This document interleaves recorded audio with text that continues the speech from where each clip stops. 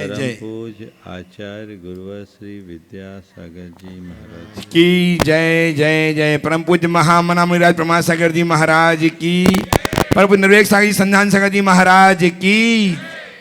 आज आदिनाथ भगवान का जन्म कल्याणक है।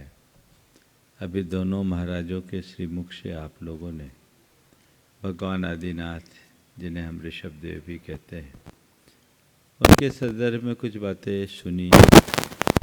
आज भगवान ऋषभ देव के संबंध में 4 बातें आप सबसे करना चाहूँगा। सबसे पहली बात, भगवान ऋषभ देव कौन थे। दूसरी बात, वे कब हुए। तीसरी बात, उनका क्या अवदान था। और चौथी बात, जो सबसे महत्वपूर्ण है, हमें क्या करना है। हम लोग ऋषभ देव भगवान आदिनाथ भगवान का गुणगान करते हैं और हमेशा कहते हैं कि जैन धर्म के आद्य तीर्थंकर भगवान ऋषभ देव थे। जैन धर्म का प्रवर्तन भगवान ऋषभ देव से हुआ। ये बात तो हम अपने बीच में कर लेते हैं, लेकिन ऋषभ देव भगवान केवल एक तीर्थंकर नहीं थे, वे कर्म मूलक मानव सभ्यता के सूत्रधार थे। आज की हमारी जो ये सभ्यता है, इस सभ्यता का शुभारंभ उनके ही माध्यम से हुआ। भगवान ऋषभ देव ने हमें भोग युग से कर्म युग में परिवर्तित होते हुए इस सृष्टि में वह हस्तावलंबन दिया, वह आधार दिया, जिसके बल पर आज ये पूरी सभ्यता विकसित हुई। भगवान ऋषभ देव नहीं होते तो हमारा जीवन आज जैसे मनुष्य की तरह नहीं होता, हम पशुओं की तरह होते, हमारा जीवन तहस नहस हो गया होता।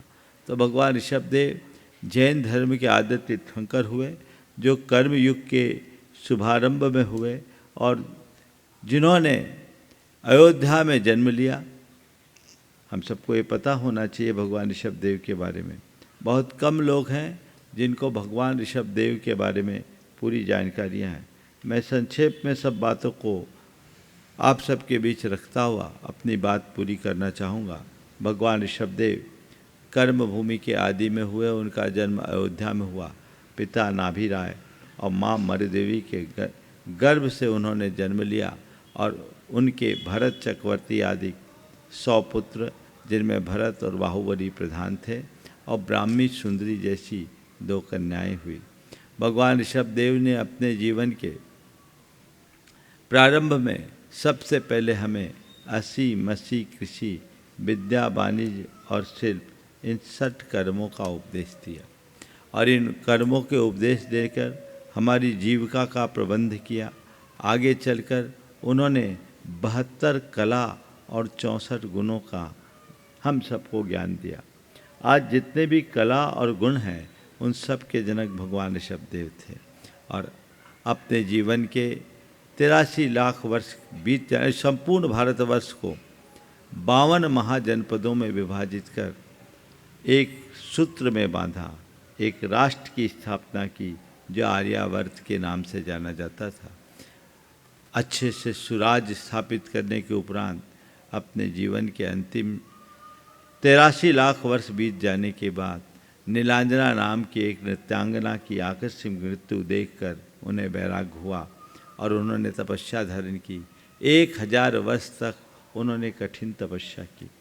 1000 वर्ष तक किए गए कठिन तपस्या के परिणाम स्वरूप उन्हें केवल ज्ञान की उपलब्धि हुई और उन्होंने केवल ज्ञान के उपरांत अहिंसा मूलक धर्म का हम सबको उपदेश दिया।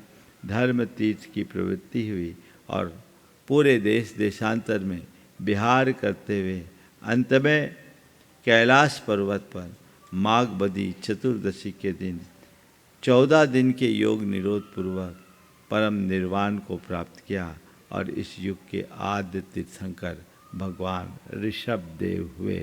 भगवान ऋषभ देव के विषय में ये सारी बातें हमारे शास्त्रों में उपलब्ध होती है और ये भगवान ऋषभ देव का सामान्य सा परिचय।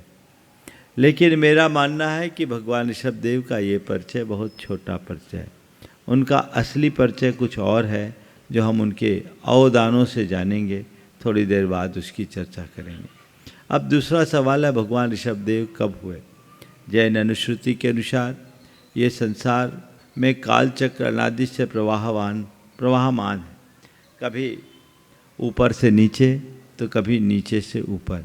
जैसे घड़ी की सुइयाँ 12 से 6 की ओर आती है तो नीचे की ओर आती है, और 6 से 12 की ओर जाती है तो ऊपर की ओर आती है। तो इसी तरह एक क्रम में हमारे यहाँ 6 काल है, जिसमें पहला काल सुखमा काल, दूसरा काल सुखमा काल और तीसरा काल सुखमा दुखमा काल, जो ऊपर से नीचे की ओर आता हुआ कालखंड था। जिस काल में सुख ही सुख की उपलब्धता थी, उस काल को भोग भूमि के रूप में जाना जाता था, और उस युग में मनुष्यों को अपने लिए कोई कर्म करने की आवश्यकता नहीं पड़ती थी। हमारी समस्त आवश्यकताओं की पूर्ति उस समय होने वाले प्राकृतिक कल्प वृक्षों से हो जाती थी। हमारी आवश्यकताएं सीमित थी और इच्छाएं बहुत अल्प कसाएं मंद थी। जो प्राकृतिक कल्प वृक्षों से हमें प्राप्त होता था, उसमें सहज संतोष करके सब लोग अपना जीवन यापन करते रहते थे। काल के क्रम से धीरे धीरे ढलते क्रम में जब तीसरा काल का अंतिम चरण आने को हुआ और उस काल में कल्प वृक्षों का प्रभाव मंद होने लगा, अनेक प्रकार के प्राकृतिक परिवर्तन हुए। उस समय होने वाले प्राकृतिक परिवर्तनों से चकित और चिंतित मानव समाज को मार्गदर्शन देने के लिए क्रमशः 14 कुलकर हुए, जिन्होंने हमें हमारा मार्गदर्शन देकर धीरज बंधाया। अंतिम कुलकर के रूप में नाभि राय हुए, जो भगवान ऋषभदेव के पिता थे। उन्होंने नाभि की नाल काटने की सलाह दी, इसलिए उनका नाम नाभि राय रहा। अंतिम कुलकर नाभि राय के काल में कल्प वृक्षों का फल एकदम बंद हो गया, और जब कल्प वृक्षों का फल देना बंद हो गया तो लोगों में आपस में वर्ग संघर्ष हो गया। तो उन्होंने लोगों के लिए उस समय समयोचित मार्गदर्शन दिया, लेकिन जब कल्प वृक्ष बिल्कुल समाप्त हो गए, स्वाभाविक रूप से अनेक प्रकार के फूल फल और अन्न फसल आदि उत्पन्न होने लगे। तो ये कहा गया कि इनका उपयोग करके अब काम करो, अब भोग भूमि का अंत हो गया, अब कल्प वृक्षों से नहीं, इनसे ही अपनी जीविका पूरी करनी होगी। लेकिन जब उसमें भी कमी पड़ने लगी और वो भगवान ऋषभदेव नाभि राय के पास जब गए, तो उन्होंने ऋषभदेव के पास उन्हें भेज दिया, और उस समय उन्होंने 80 मसी कृषि विद्या वाणिज्य और शिल्प इन 60 कर्म का उपदेश दिया, और ये कहा अब भोग युग खत्म हो गया, अब कर्म युग का आविर्भाव हो गया। अब बिना कर्म किए कुछ भी नहीं कर सकते। अब अगर अपने जीवन का निर्वाह करना है तो कर्म करो। और वहाँ भगवान ऋषभदेव का उदय हुआ और वे प्रथम प्रजापति कहलाए। हमारे यहाँ मनु कहते हैं, हमारे ऋषभदेव भी एक प्रकार के मनु हुए, जिन्होंने हमारे लिए सत्कर्म का उपदेश देकर हमारे जीवन का मार्ग प्रशस्त किया। युग के आदि में भगवान ऋषभदेव हुए, जिन्होंने हमारे लिए जीवन के निर्वाह का, निर्माण का और निर्वाण का, तीनों का उपदेश दिया। सबसे पहले मनुष्य के सामने समस्या आती है अपने निर्वाह की। रोजी रोटी की जब तक व्यवस्था न बने तब तक काम नहीं चलता। उन्होंने हमें सबसे पहले रोजी रोटी की बात की। एक बात बहुत समझने की है, आदमी के सामने सीधे धर्मोपदेश देना उचित नहीं, पहले उसके जीविका का प्रबंध आवश्यक है। जब तक वह अपने रोजी रोटी की व्यवस्था नहीं करता तब तक आगे नहीं बढ़ सकता। भगवान ऋषभदेव ने धर्म का उपदेश बाद में दिया, पहले जीवन के निर्वाह का उपदेश दिया, और जीवन के निर्वाह के उपदेश के क्रम में ही सठ कर्म का उपदेश था। उन्होंने कहा कि नहीं, अब तुम्हें अपने लिए सब कुछ करना होगा, अपनी रक्षा के लिए 80 यानी शस्त्र विद्या में निपुणता प्राप्त करो, लिखा पढ़ी के लिए मसी कर्म करो, अपने जीवन को आगे बढ़ाने के लिए कृषि करो, बीज के आविष्कर्ता भगवान ऋषभदेव हुए। उन्होंने बताया ये बीज है, खेती कैसे करना है इसका ज्ञान उन्होंने दिया। और एक बात ध्यान रखने की है, कई लोग कहते हैं कि जैन धर्म में खेती को हिंसा का कारण मानकर खेती का निषेध किया जाता है। ऐसा वे ही लोग कहते हैं जिन्होंने जैन धर्म के मर्म को नहीं समझा, जैन धर्म के मूलभूत ग्रंथों को नहीं पढ़ा। जैन धर्म के मूल ग्रंथों में कहीं भी कृषि कर्म का निषेध नहीं किया, बल्कि कृषि कर्म को आर्य कर्म की संज्ञा दी गई। कृषि करो, इसका पहला उपदेश भगवान ऋषभदेव ने किया था कि बिना कृषि करके आप अपने जीवन को आगे नहीं बढ़ा सकते। कृषि कर्म एक उत्तम कर्म है, आर्य कर्म है, बशर्ते आप पारंपरिक तरीके से कृषि करें, कृषि के लिए हिंसा का कर्म न करें। कदाचित कृषि में हिंसा होती है, लेकिन खेती में हिंसा होना और हिंसा की खेती करना, इनमें बड़ा अंतर है। जैन धर्म में हिंसा की खेती का निषेध किया गया है, खेती की हिंसा को नज़रअंदाज करने की बात की गई है। तो भगवान ऋषभदेव ने वो कृषि कर्म का उपदेश दिया। हमारे मानव सभ्यता के वे सूत्रधार बने। सारी सभ्यता का विकास भगवान ऋषभदेव के माध्यम से हुआ, ये बहुत बड़ा योगदान है। तो उन्होंने जीवन के निर्वाह के लिए अस्सी मसी कृषि विद्या, अनेक प्रकार की टेक्नोलॉजी, ये विद्या के अंतर्गत आता। वाणिज्य, व्यापार और शिल्प, जितनी भी हमारे कला है, गुण है, उन सब को विकसित करने की बात की और उनके आधार पर अपने जीवन को आगे बढ़ाने का मार्ग बताया कि ये जीवन का निर्वाह होगा। लेकिन निर्वाह मात्र जीवन के लिए पर्याप्त नहीं है, क्योंकि निर्वाह तो पशु पक्षी भी कर लेते हैं। निर्वाह की दृष्टि से अगर विचार किया जाए तो हम में और पशु पक्षियों में क्या अंतर है? खा पी करके हम अपने जीवन का गुजारा कर लेते हैं, वैसे पशु पक्षी भी अपने जीवन का गुजारा कर लेते हैं। कहते हैं नहीं, निर्वाह तो पशुता का लक्षण है। निर्वाह तक रुकना बड़ी बात नहीं है। जो मनुष्य केवल अपने गुजारे के लिए जीता है, उसका जीना केवल सांसों को खपाना होता है। लेकिन जो अपने साथ औरों का भी ख्याल रखता है, वह सच्चे अर्थों में अपना जीवन जी पाता है। तो दूसरे क्रम में है निर्माण। जीवन का निर्वाह सामान्य बात है, लेकिन निर्माण उससे आगे की बात है। निर्माण कब होता है? जब हम अपने जीवन में जीवन मूल्यों की प्रतिष्ठा करते हैं। और जीवन मूल्यों की प्रतिष्ठा का मूल आधार प्रेम, परस्परता, सहजीवन, बंधुत्व, आत्मीयता जैसे उदात्त मूल्यों को आत्मसात करना, सेवा परोपकार का गुण अपने साथ जोड़ करके चलना, यह हमारे जीवन के आधारभूत मूल्य हैं। उन्होंने कहा कि अब तुम व्यक्ति नहीं रहे, अब तुम्हें समूह में रहने की ज़रूरत है, समाज में रहने की ज़रूरत है। और कोई भी व्यक्ति का समूह तभी समाज का रूप ले सकता है जब ये सारे उदात्त मूल्य उनके जीवन में जुड़ते हैं। केवल अपने निर्वाह की बात मत करो, अपने निर्वाह के साथ औरों का भी निर्वाह, औरों के निर्वाह का ख्याल करो। अपने ही हितों की बात मत करो, अपने हितों के साथ औरों के हितों का भी ध्यान रखो। जब तक मनुष्य केवल अपने हितों की बात करता है, वो पशुता का रूप बन जाता है। और जब अपने हितों के साथ औरों के हितों का ख्याल रखता है, वहाँ मानवता का स्वरूप प्रकट होता है। यहीं से जीवन का निर्माण होता है। मानव सभ्यता का आधार ही जीवन का निर्माण है। इसीलिए उन्होंने विवाह की व्यवस्था की।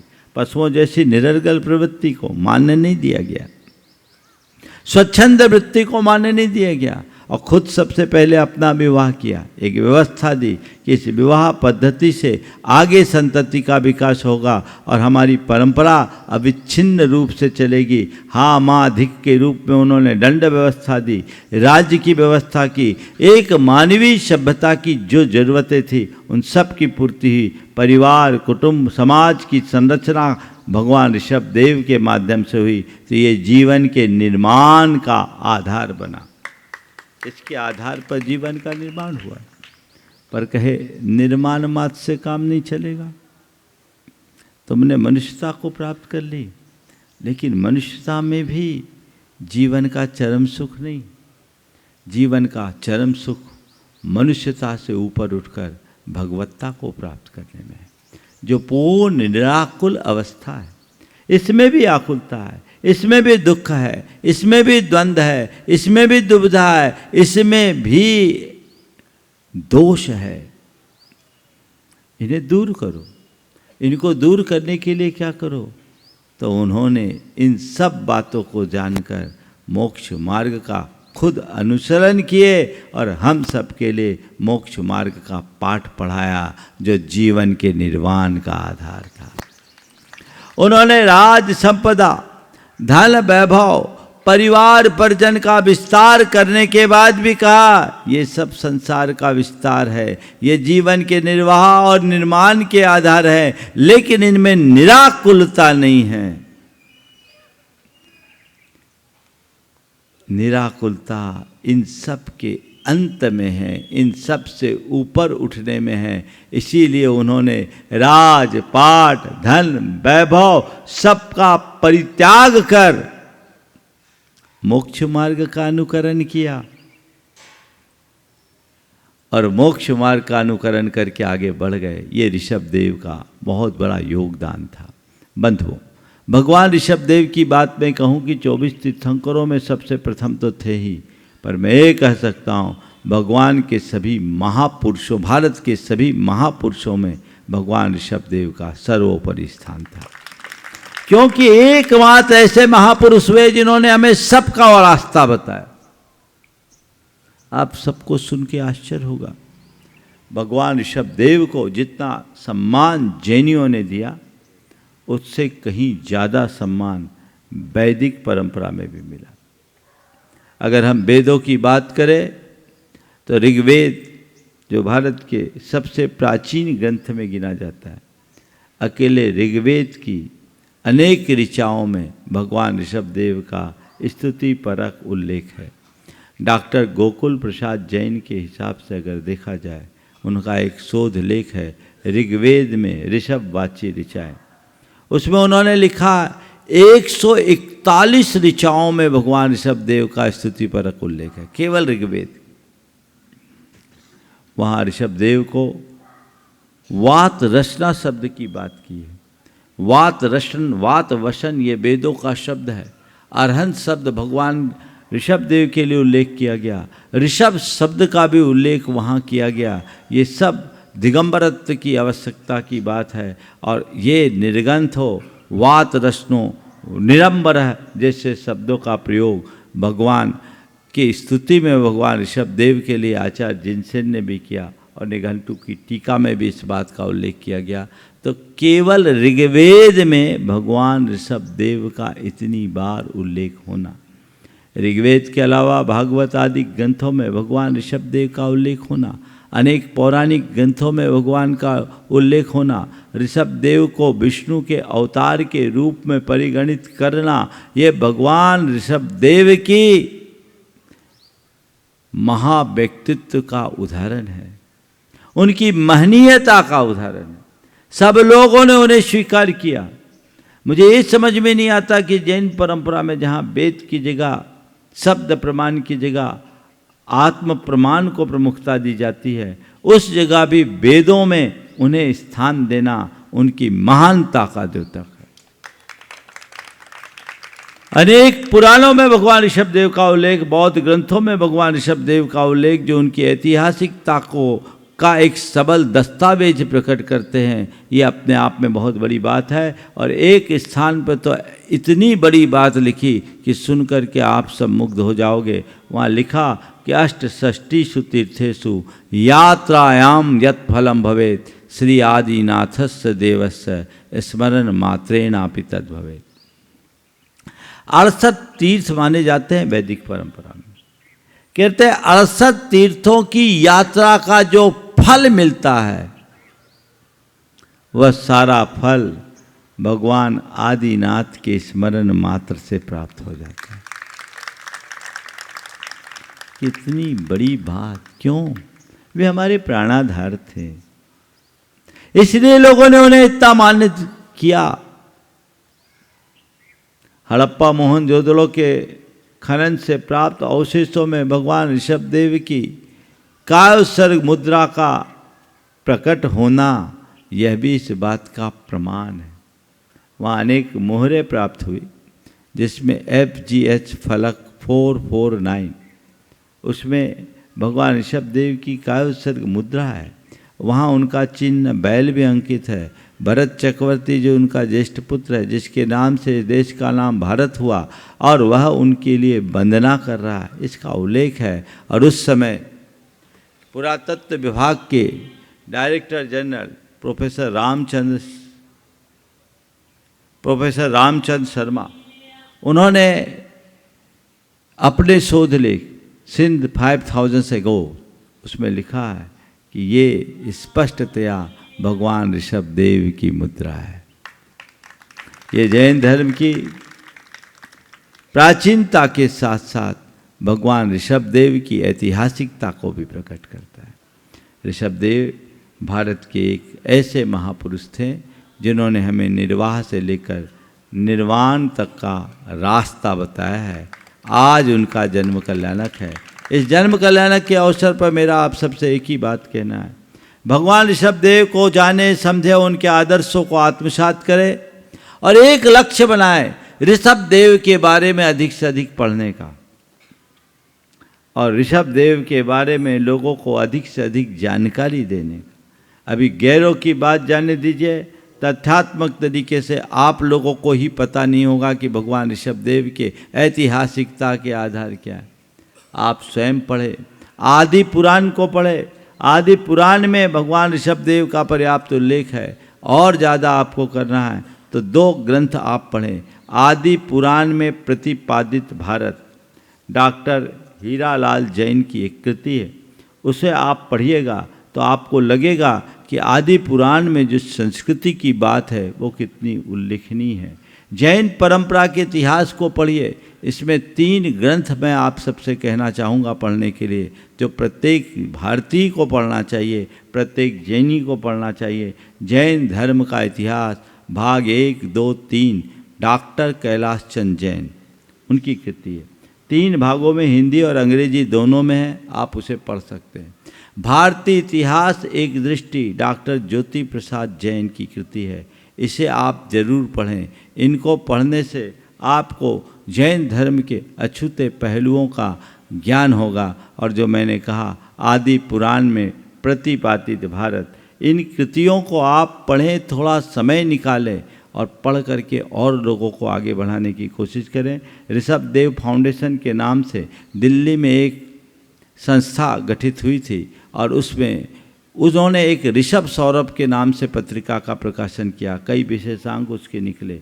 आप ऋषभ विशेषांक, ऋषभ सौरभ की आप मंगाए, उसे पढ़े, उससे आपको भगवान ऋषभ देव की ऐतिहासिकता और उनके अवदानों का ज्ञान होगा। आपको खुद पढ़ना चाहिए, औरों को पढ़ने के लिए प्रेरित करना चाहिए, और जहाँ मौका मिले उन्हें ये तथ्यात्मक बात कहें, किसी से बहस मत करें और उनसे कहें कि ऋषभ देव के बारे में आप ये जानिए जो हमारी संस्कृति के मूल रहे हैं। हम भारत को अगर याद करें तो ऋषभ देव के नाम से याद करें, क्योंकि सबसे प्राचीन वही हैं। और आचार्य मानतुंग ने इन्हें ब्रह्मा भी कहा है, इन्हें विष्णु भी कहा है, इन्हें महेश भी कहा है, इन्हें बुद्ध भी कहा है। तो ये भगवान ऋषभ देव उस रूप में है। हमें चाहिए कि हम उनके बारे में अधिकाधिक जानकारी प्राप्त करें और लोगों तक उन्हें बताएं। हम लोग महावीर जयंती जितने उत्साह से मनाते हैं, ऋषभ देव भगवान की जयंती को भी और ऋषभ देव भगवान के